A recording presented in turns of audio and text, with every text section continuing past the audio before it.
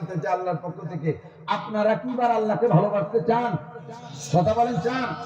যদি আল্লাহ তোমার বান্দারা ভালোবাসতে চায়, বেনিফিট কি হবে, লাস্টের রেজাল্ট কি হবে কও?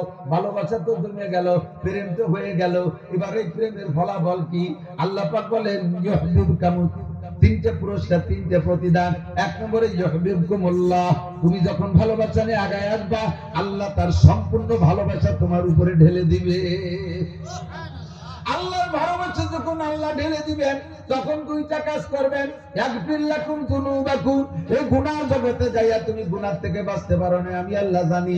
জিনা করেছো, চুরি করেছো, ডাকাতি করেছো, ব্যভিচার করেছো, মিথ্যা কথা বলেছো, হাজার হাজার গুনাহ অপরাধ করেছো, সুদ খাইছো, ঘুষ খাইছো, চুরি করছো, ডাকাতি করছো, আরে গান বাজনা জারি যাত্রা করছো, গাজীর গান গুণযাত্রা, বেড়াকা ডান্সকারী, তাকবীর ডিভিশন, নির্বাক জাগরণী চক্র, আশা প্রশিকা, গ্রামীণ ব্যাংক, হাজার হাজার উল্টো পাল্টা মিথ্যে কথা, গীবত, শিকায়ত কইরা লক্ষ লক্ষ গুনাহ করেছো। আল্লাহ পাক বলেন আমি যখন ভালোবাসবো আর তুমি আমারে ভালোবাসবা, এই ভালোবাসার রেজাল্টে আমি এক নম্বর প্রতিদান দেব। ইয়াগফির লাকুম যুনুবাকুম, তোমার জীবনের সব গুনাহ আমি মাফ কইরা দেব, সব গুনাহ মাফ। এর চেয়ে বড় পুরস্কার হতে পারে না। আপনি বোঝেন, খেয়াল করেন, জীবন ভরে আমরা উলামায়ে কেরাম এই কথাটা বলি আছি, শুনতে শুনতে কান তেলচে হয়ে গেছে, গুনাহ মাফ, গুনাহ মাফ, গুনাহ মাফ। একটু কি হয়, একটু ডিপে হাত দেন। একটা গুনাহ, খেয়াল করেন, একটা গুনাহ সগীরে হোক আর কবিরা হোক, বড় গুনাহ হোক আর ছোট গুনাহ হোক, গুনাহ মানে গুনাহই, আল্লাহ নাফরমানি। এক প্লেট, 1 কেজি পায়খানা, পাক না না পাক? কথা বলুন। 1 কেজি পায়খানা পাক না না পাক? অল্প একটু তো পাক না, পাক না? হ্যাঁ, অল্প একটু যারা এটা সগীরে গু, আরে কবিরে গু, কবিরে গুও তেমন না পাক, সগীরে গুও না পাক। বড় একটা সাপে কামড় দিলে মানুষ করে, ছোট্ট একটু একটা সাপে কামড়ালি তো মরে না, ও তো সগীরে সাপ মরে। তাহলে বড় বড় সাপে কামড়াইলেও মরে, ছোট সাপে কামড়াইলেও মরে, বেশি পায়খানাও না পাক, অল্প পায়খানাও না পাক। তেমনি কবিরা গুনাহ, কবিরা আল্লাহ নাফরমানি, সগীরা গুনাহ আল্লাহ নাফরমানি। প্রত্যেকটা গুনার কারণে 7000 বছর জাহান্নাম বরাদ্দ। একটুও ভয় পায় না, মানুষের ভয় নেই। একটা গুনার কারণে 7000 বছর জাহান্নাম। আরে দুনিয়ার জেলখানা 10 বছর থাকবা, সেই ভয়টা ফলাই বেড়াও, দেশকে দেশ হিজরত করে ইন্ডিয়া চলে যাও, মহাজেরে ইন্ডিয়া, মহাজেরে দুবাই, এক একজন এক এক দেশে চলে গেছে হিজরত করিয়া, ঠিক না? আর আল্লাহ জাহান্নামে একটা গুনার কারণে 7000 বছর জাহান্নাম। আপনার জিন্দেগিতে গুনার সংখ্যা যদি হয় কাআদাদি আওরাকিল আশজার, পৃথিবীতে যত গাছ আছে, গাছে যত পাতা আছে, বুঝি ছাড়া যাবে? একজন মানুষের গুনার সংখ্যা এত। এরপরে হুজুর বলেন কাআদাদি রমালিল আরদ, দুনিয়ায় যত বালু আছে, এই মাটিও কিন্তু বালু, জোর করে বালি বালি বেরোবে না, ধুলা, যত বালু কণা হবে সারা পৃথিবীতে, এত যদি একজনের গুনাহ হয়। এরপরে বলেন কাদাদি জাবাদিল বাহার, সারা দুনিয়ায় যত পানি আছে, পানিকে টুকরা টুকরা করলে লাস্টে কণায় পরিণত হবে, সমস্ত পানিকে কণা বানাইলে যত কণা হবে, এত যদি একজনের গুনাহ হয়।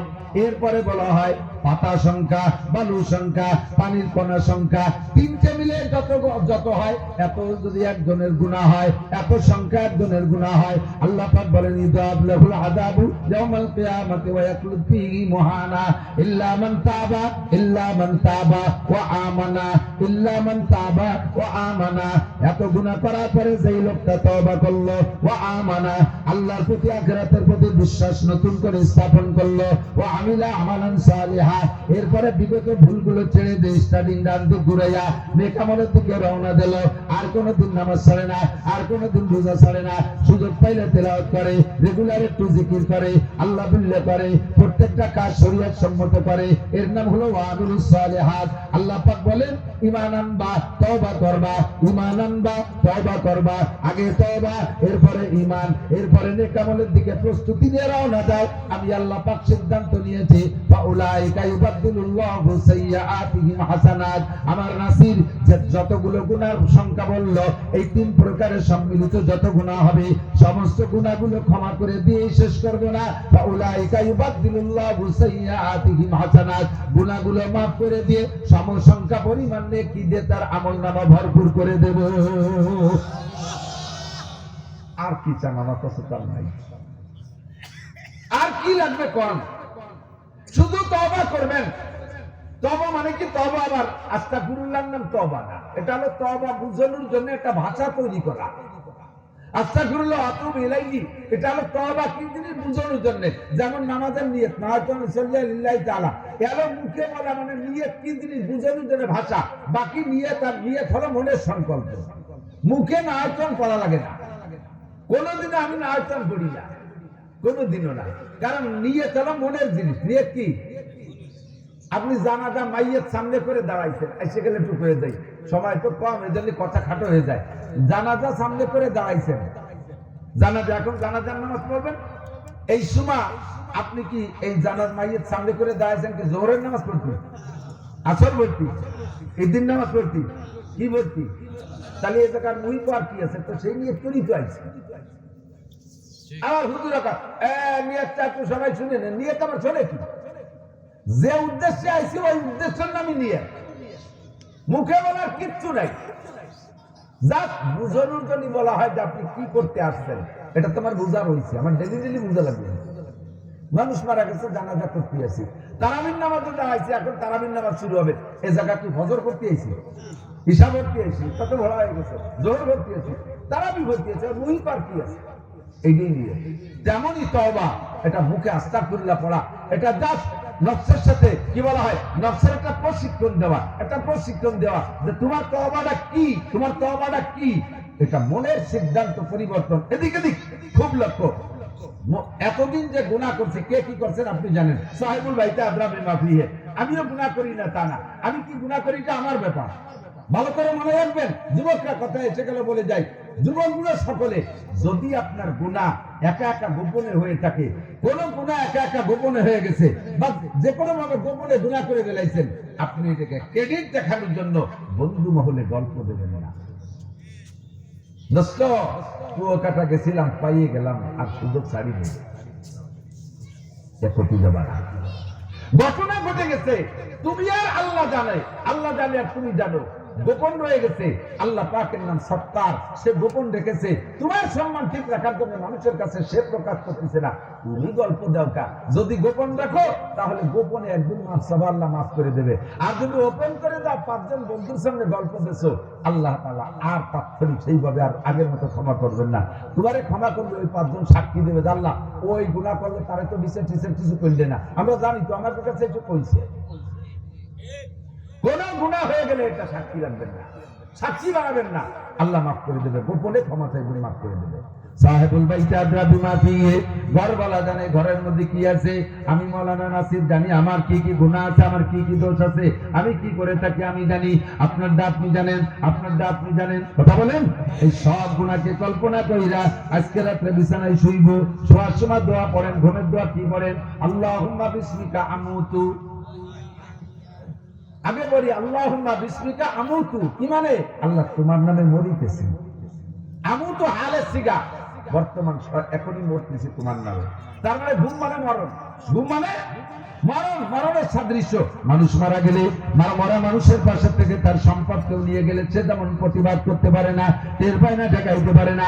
গভীর ঘুমে ঘরের মধ্যে নিমজ্জিত হয়ে গেলে চোর ঘরে ঢুকে ঘরের থেকে কত কিছু নিয়ে যায়, কিছু টের পায় না। মরা মানুষের পাশে মাল নিয়ে গেলে যেমন টের পায় না, ঘুমন্ত মানুষের কাছ থেকে কিছু নিয়ে গেলেও টের পায় না। এই জন্য ঘুমকে বলা হয় মরণের সাদৃশ্য।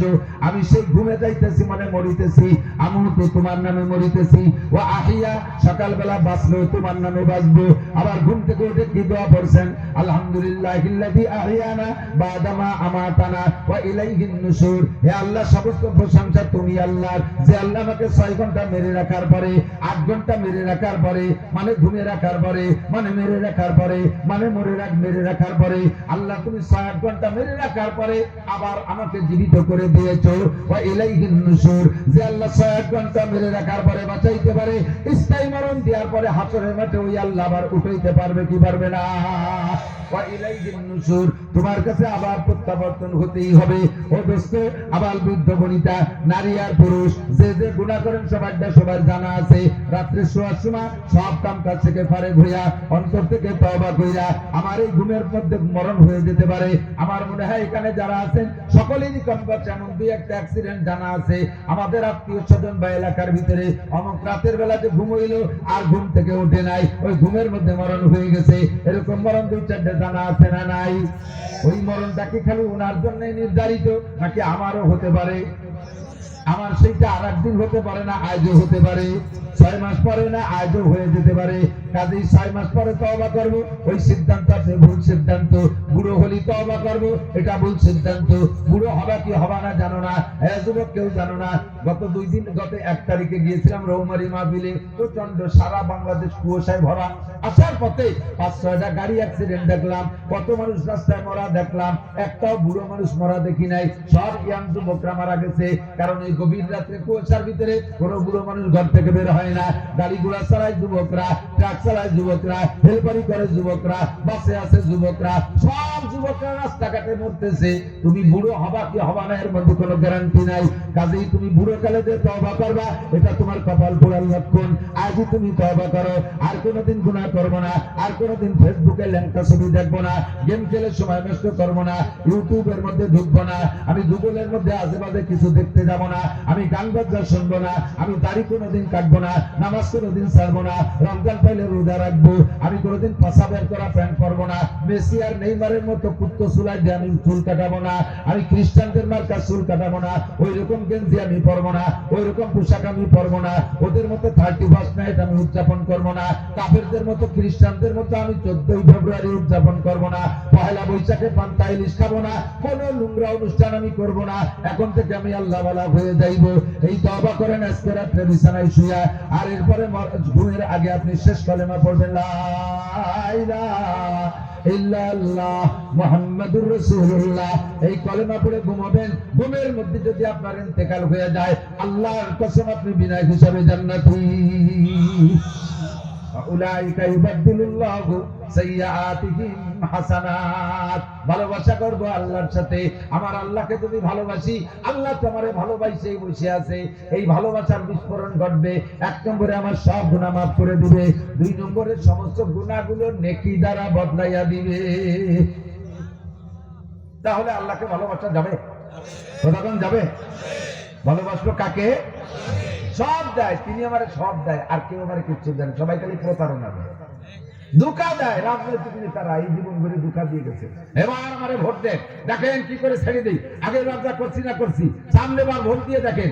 আসমান কি বলায়, রাস্তাঘাটে খাল বানায় দেবো, 12 মাস কাল নৌকো বেয়ে বেড়াবেন, আসমান ভেঙে জমিনে নামাবো, লাঠির মধ্যে নদীর বন্ধ ছিঁড়ে ঘুরে আটি বাঁধবে। গল্প দেশেন, আমারে ভোট দেন, অমকরে ভোট দেন, ভোট অমক ভাইকে দিলে ভোট শান্তি পাবে দেশের লোক। দেখছি সব যারে ভোট দেয় শান্তির লোভে, সেই নিজে মহা শান্তি। কতজনকে ভোট দিলাম, দিনই দিলাম, রাত্রি দিলাম, কত কায়দায় ভোট দিলাম, তার একটারও শান্তি নাই। কে জানে কোন জায়গা বলাইছে, আল্লাহ জানে, বুঝিয়ে গেছে নাকি জানে। কতক্ষণ না কথা, তাহলে তাকে ভোট দিয়ে শান্তি পাবো এ আশা করা যায়? একজনকে ভোট দিলে শান্তি পাওয়া যায়, তিনি আমার আল্লাহ। কতক্ষণ? আল্লাহ নিজেই বলেছেন, বলো আল্লাহ হালাল কুরা আমানু। ঈমান মানে ভোট, ঈমান মানে ভোট। বলো আল্লাহ হালাল কুরা আমানু, আল্লাহরে ভোট মানে কি? ঈমান। ঈমান মানে আল্লাহরে ভোট। যদি তুমি আমারে ভোট দাও, বলো আল্লাহ হালাল কুরা আমানু, ভোট দেওয়ার পরে ভোটটা পাও, আমারে যদি ভয় পাও, লাফাতাহনা আলাইহিম বারাকাতিন মিনাস সামাই ওয়াল আরদ, আসমান থেকে রহমত, জমিন থেকে বরকত। বলেন, আসমান থেকে রহমত, জমিন থেকে বরকত। খনিজ সম্পদ উতলাই দেব, ভিতরে যা আছে বের করে দেব। স্বর্ণের খনি দেব, তেলের খনি দেব, লোহার খনি দেব, রূপার খনি দেব, ইউরেনিয়ামের খনি দেব। যত খনিজ সম্পদ আমার হাতে মাটির নিচে এসে উগরাই দেব। জমিনের ভিতরে উৎপাদন শক্তি বেড়ে যাবে। সার ওষুধ কীটনাশক কিছু লাগবে না, সব বৃষ্টি সেচ দেওয়া লাগবে না, আসমান থেকে সময় মতো বৃষ্টি দেব, পরিমাণ মতো রৌদ্র দেব, কোনো প্রকার কীটনাশক দেওয়া লাগবে না, সুন্দর সুজলা সুফলা হবে। এক বিঘে ইরির ক্ষেতে 60-70-80 মণ ধান কেটে নিয়ে আসবা, আমার হাতে বরকতের দরজা খোলা থাকবে।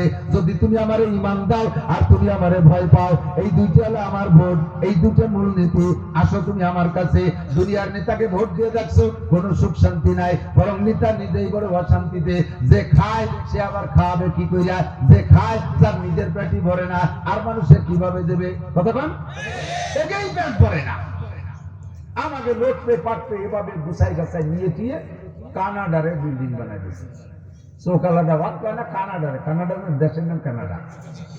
কানাডা কারাকে কোন কোন জায়গায় দিয়ে বলে বাড়ি বানায় ফেলেছে। আমরা চোকালাদা ভাত পাইনি, তা পাইনি, ওখানে তা আছে বেগম কানাডা। আস্তাগফিরুল্লাহ। কাজেই ভোট দেবো কারে? কয় না ভাগ হয়ে গেছে রে। আমরা তো গোপালগঞ্জ তো নাকি গোপালগঞ্জে মানুষ, এ জায়গা সব আমলিগ ধরে নিছে। আমরা যারা আছি আমরা ধরে নিলাম আমলিগ, কিন্তু আমলিগ তো এবার না। যদি নির্বাচনে আসতে পারতো তাহলে চুপ করে থাকতাম, আমরা যা করতাম সেটা আলাদা করতাম। আসতেছে না যেহেতু, এবার যাবো কোন জায়গা? এবার আমরা আল্লাহরে ভোট দেই। প্রার্থী বাদ, প্রার্থীর যাতে আব্দুল হামিদ চাপ বাদ, আল তসলিম বাদ, আর একজন বাদ, ছাওয়াম্মা বাদ। এবার একটু ভোট দেবো কোরআন মার্কা, হাদিস মার্কা। রাজি আছেন? সত্যি কথা কম দি, কোরআন মার্কা হাদিস মার্কায় ভোট দেবেন। রাজি আছেন?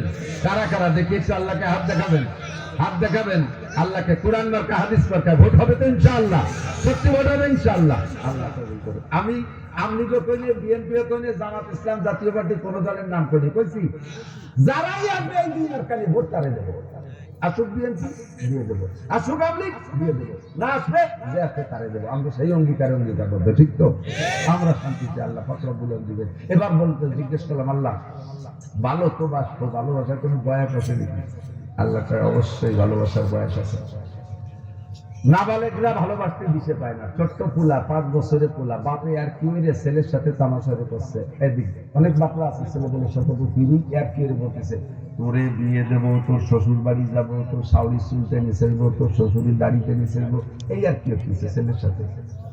আর ছেলেও তো ওই বিয়ের মজা বোঝেন, ওরে বিয়ে দেবে বাপে বলছে, ও তামাশা করে বাপরে তোরে বিয়ে দেবো, তোর শ্বশুর বাড়ি যাবো, তোর এই করবো। ছেলেরে বাপে যা করছে, বা ছেলে তো বাপরে তাই কয় কেন? ওর কি হিসেব আছে যে বাপরে আর একটা বিয়ে দিলি করে সেই মা বাড়ি আসতে পারে, ওকে কয় মা ঢুকে ছাড়া হতে হবে? ওই হিসেব কি ওর আছে? ও মনে হচ্ছে আব্বা যা করছে ওই ফেরত দিতে হবে, তাই বাপ ওরে বিয়ে দিচ্ছে আর ও বাপরে একটা বিয়ে দেবে। ও কি বিয়ের মজা বোঝে? 25 বছরের টনটনে যুবক যেটা ছেলে, তারে যদি মেয়ে দেখতে যাইতে চাচ্ছে একটা জায়গা, কি বলিস কখন যাবি? ওকে আবার সন্ধ্যের আগে গেলি হয় না? ওর বিরুদ্ধে 12 মাস কাল রেডি, কেন তো বিয়ের মজা বোঝে। আল্লাহকে ভালোবাসবো, ভালোবাসা তো বুঝতে হবে, এর জন্য বয়স লাগে। আল্লাহ কয় বয়স নাবালেগ থাকতে আমি ভালোবাসা চাই না। সাবালেগ হওয়ার পরে যখন দুনিয়ার মানুষকে ভালোবাসা শিখবা, যখন তোমার ভিতরে দুনিয়ার মানুষের ভালোবাসা অনুভব হবে, ওই সময় তুমি আমার ভালোবাসা। নাবালেগের কাছে ভালোবাসা ছিল সিস্টেম কি? ভালোবাসা সিস্টেম ছাড়া ভালোবাসা তো ভালোবাসা হবে না। এদিক থেকে মাঝে মাঝে উদাহরণে বলি, ছোট্ট কোনো বাড়িতে খুব ঘন ঘন বাচ্চা কাচ্চা, একটার বয়স 1 বছর, আর একটার বয়স 2.5 বছর, মাত্র 1.5 বছরের ডিস্টেন্স। আর একটার বয়স 3.5 বছর, সেটাও 1 বছর আগে হয়েছে। এইভাবে ঘন হওয়ার কারণে বাড়ির সাইজ মতো হয় না, মাঠে গলা শূন্য, পেট মোটা, পাশায় গোস্ত নেয়, মাথা সাইকেলে সিটির মতো 3 10 3 দিক দেয়, এই নাইল বেশি পরে কাইন বেশি পরে এর এমা 5-6টা। ছোটটা কেমন বসতে পারে, গলা প্যাট নিয়ে এরকম প্যাটের বড় বুড়ি জায়গা মতো হয়ে যায়। ওর বড়টাও ওই সাইজ, দুধের দাগ করলে 4 আঙ্গুলের রাবদাও নাই, একটু ছোট বড়। এখন বাপে বাইরে থেকে টিল্লা বিস্কুট কিছু আনলে তো ছোট যেটা বসা ওইটা রাতেই তো যায়, ছোট দণ্ডে তো না, ছোট দণ্ড দেয়, ও রাতে দেয়। এবার ও রাতের থেকে ও একা খায় না, ও রাতের থেকে খাওয়ার জন্য যারা ওদের কোলে অতি করে বড়রা, তারা এসে ওরে কোলে করে নিয়ে টুল্লা শুদ্ধ একদিক চলে যায়, সেও খায় ও খায়, মোটামুটি তারা একটু বাচ্চা। আর ওর কেবলই পিঠে বড় যেটা, সে তো ওরে কোলে অতি করে না, ওর সামনেতে তারা নিয়ে গেছে ও বিস্কুটের জন্য পরানে চাইতেছে তো না লাইয়ে পেট বাসায় গেছে, কিন্তু ওরে দেয় না। কেন? চিন্তা হচ্ছে যে ছোট ভাই ভাগ টুল্লার ভাগ খাইতে হলে ওরে কোলে আর আসে কি হবে, নালি আমিও পাবো না, ওরা নিয়ে দিয়ে যায়। তাহলে ওরে কোলে আসবে, বয়স তো দুজনের মধ্যে 1 বছরের ডিস্টেন্স। দাঁড় করলে দুজন চার আঙ্গুলের আবদাও কিভাবে কোলে আর তো প্র্যাকটিস করতেছে যাইয়ে কোলে গলা টলা জড়াইয়ে বুইয়ের সাথে ধরছে শিবে, এই শিবে ধরে দাঁড়াইছে, এরপরে পাও পাড়ায় ধরছে, একদিক দিয়ে পা পাড়ায় ধরছে, একদিক দিয়ে গলা শিবে ধরছে বুইয়ের সাথে, টিপে বাড়াই দিচ্ছে, চোখ বড় হয়ে গেছে, মরে মরে মাছ। আর 10-20 সেকেন্ড লিবার ওটা কোলে আর হয়ে যায়, বড়রা দেখে এসে ছুটে গেলাইছে। এই যে মরে মরে বাপ গলা চিবে ধরছে, জিভে বেরোয় গেছে, একটু মারার জন্য ওরা এই সিদ্ধান্ত নিয়েছে না ভালোবাসার জন্য? ভালোবাসার জন্য, কোলে করার জন্য, আদর করার জন্য, চুল্লা খাল লোভে ভালোবাসা পাঠি আছে। তোকেই তো করছি, তোকে ভালোবাসার বয়স হয়েছিল, আমি